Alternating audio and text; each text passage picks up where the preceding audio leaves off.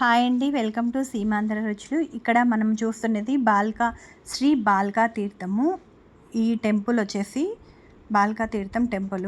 ఈ ప్రాచీన పవిత్ర తీర్థం వెరవల్ నుంచి ప్రభాస్ వెళ్లే మార్గంలో ఉంటుంది. కథనం ప్రకారము మధ్యాహ్న సమయంలో యాదవులు పరస్పరం కలహంలో నశించారు.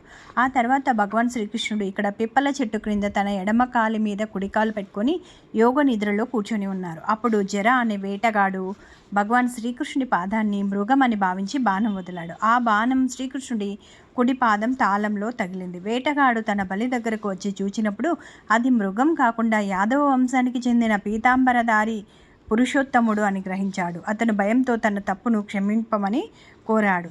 అప్పుడు భగవాన్ శ్రీకృష్ణుడు అతనికి ధైర్యం చెప్పి ఇలా అన్నారు: జరిగింది నా ఇష్టం ప్రకారమే జరిగింది అని చెప్పి అతన్ని క్షమించి తన లీలలను ముగించి స్వధామానికి ప్రస్థానం చేశారు. వేటగాడు బాణంతో శ్రీకృష్ణుడిని గాయపరిచిన కారణంగా ఈ స్థలాన్ని బాల్కా తీర్థం అని పిలుస్తారు.